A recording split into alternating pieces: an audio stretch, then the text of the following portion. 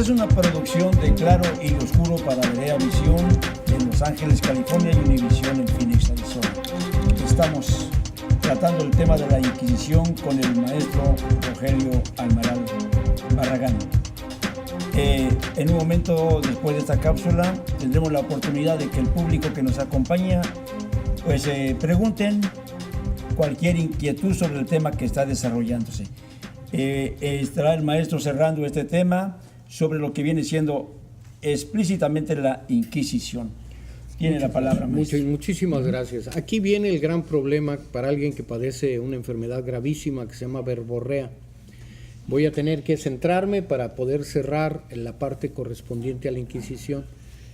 Se encontró España entonces al término del siglo XIV, del siglo XIII, con que estaba dividida entre moros y judíos, y los cristianos, aunque ustedes no lo crean, los visigodos, descendientes del Imperio Romano, eran menos, pero tenían las armas. Eso les daba el poder y les daba el control.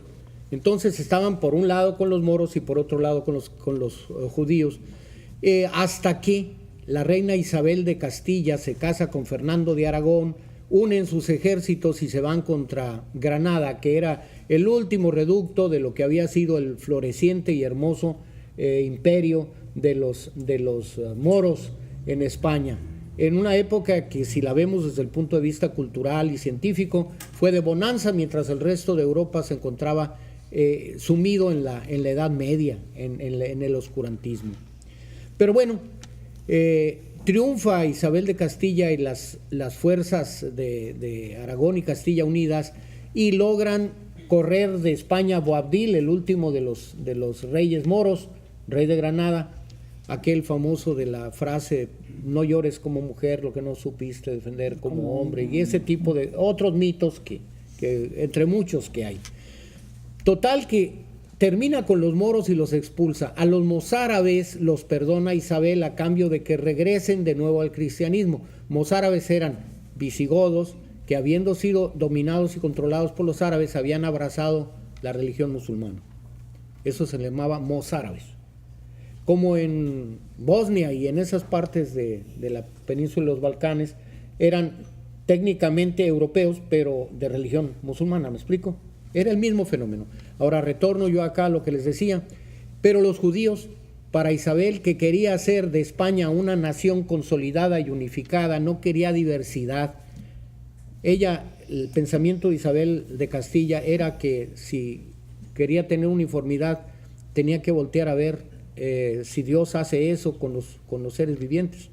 Si Dios quisiera que todos tuviéramos rayas, seríamos cebras, pero no lo hace así. En la naturaleza, el Altísimo cubre la tierra con miles y miles y miles y miles de diversidades, a través de las cuales logra que la vida continúe y se perpetúe. Pero Isabel de Castilla pensó que todos debían ser católicos. Entonces lanza un decreto en 1492 y pone como fecha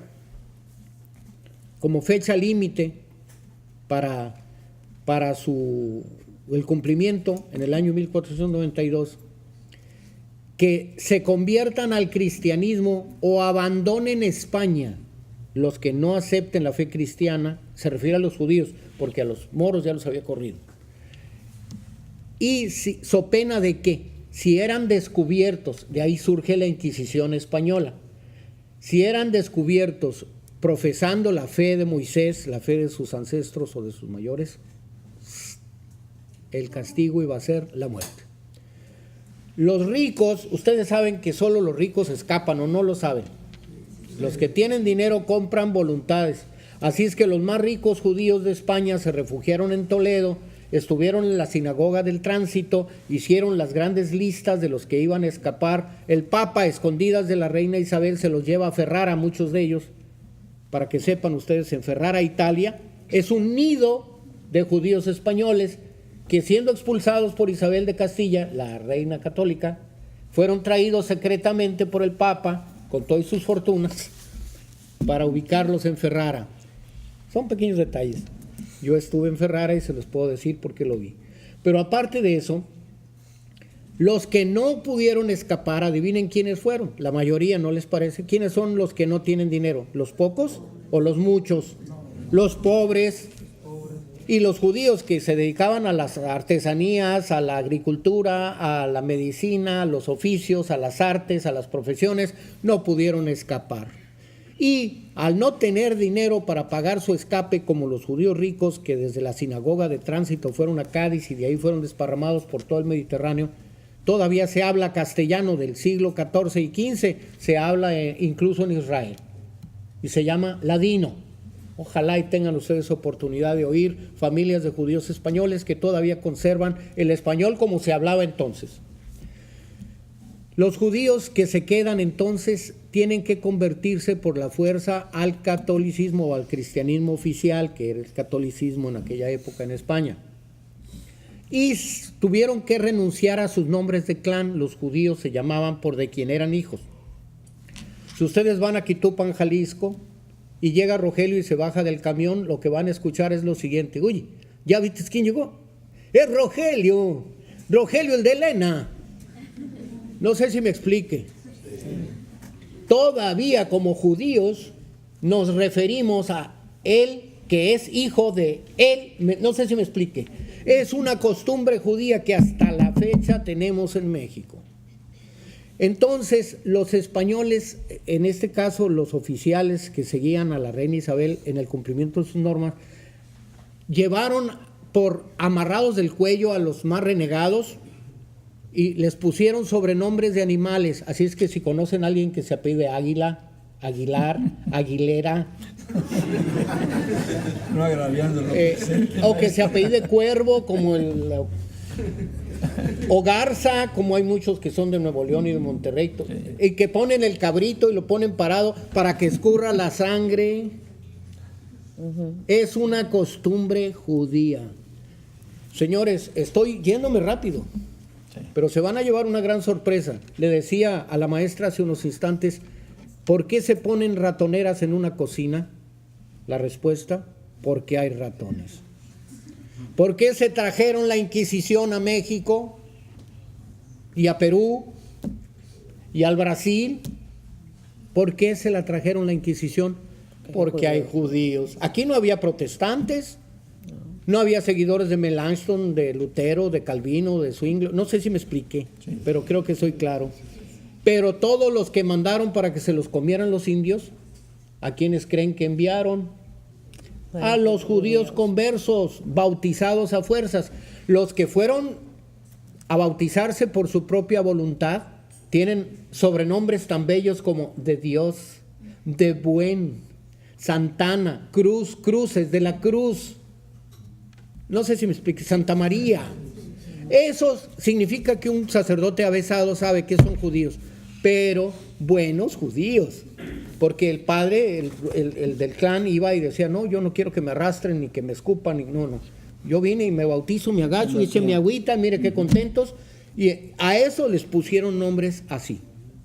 Todos los que tienen apellidos o sobrenombres de animales fueron llevados arrastrando. Por eso les pusieron nombres de animales, para que los sacerdotes, cuidadores, estuvieran más atentos a que no volvieran a judaizar, que significa regresar a las tradiciones hebreas.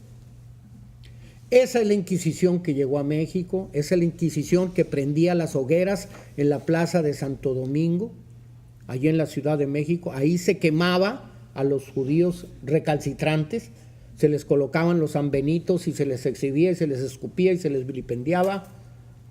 Luego, después, cuando caía algún bucanero, algún escocés o algún inglés, que ya para entonces se había venido la separación de la iglesia anglicana, pues también ellos.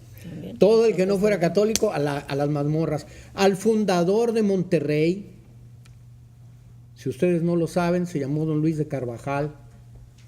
Quien se apellide Carvajal o Carballo es judío. Lo mataron en las mazmorras de la Inquisición, y a su hijo, a su sobrino Luis el joven, el otro era Luis de Carvajal el viejo, a Luis se circuncidó cuando descubrió que era realmente judío. Con un pedazo de vidrio él solo se hizo la circuncisión y le costó que lo quemaran vivo. Con eso les estoy diciendo por qué vino la Inquisición a México y por qué ahora la Iglesia Católica, mejor dicho, el estamento político del clero, del alto clero. No estoy hablando de la religión. La religión católica me merece todo el respeto como me lo merece cualquier otra religión, que es una serie de normas morales y éticas para el convivio y para la armonía y para la estabilidad social, y es muy útil. Pero el estamento político de la Iglesia está por recuperar o intentar recuperar lo más que pueda del poder que alguna vez tuvo en un siglo XIX, que Juárez y los liberales de la Reforma, masones todos, le arrebataron a la Iglesia el poder sobre los panteones. Si ustedes no eran católicos, no podían ser enterrados en un panteón, que se llamaban camposantos entonces, y necesitaban su certificado de bautismo. Si no, no los enterraban, no los casaban sin el certificado de bautismo. Todo pasaba por la Iglesia, el control era total y absoluto. Las escuelas en los medios rurales eran totalmente parroquiales.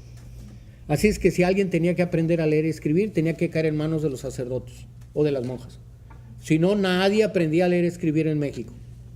Entonces, lo que ahora pretenden con estas modificaciones del artículo 24 es una pretendida y falsa libertad religiosa, que sería la libertad de las sardinas para que se dejen comer por los tiburones. Es una libertad muy sui generis. Consecuentemente, en este momento, la nueva Inquisición ya está aquí. Va a venir el inquisidor mayor, el señor Ratzinger. Sí. Antes de ser papa, era jefe de la Inquisición. Y consecuentemente con eso tendrán ustedes una idea de con quién están tratando, ¿eh? Vamos a ir a un corte, sí, maestro. Voy a suplicarle a ver si en la siguiente cápsula ampliamos un poquito el tema con relación a la reforma. La lucha que se da en un momento dado entre los poderes eclesiásticos. Con mucho gusto. Y en este caso, pues uno de los grandes y admirados personajes de la historia, Benito Juárez, como un libre pensador, un masón, que nos dio un legado de libertades. Un poquito nada más en ese punto, y nos vamos a pasar a las preguntas y respuestas. Están ustedes escuchando al maestro Rogelio Almaral Barragán, gran comendador, presidente del Consejo Omega de los Masones. Regresamos en un momento.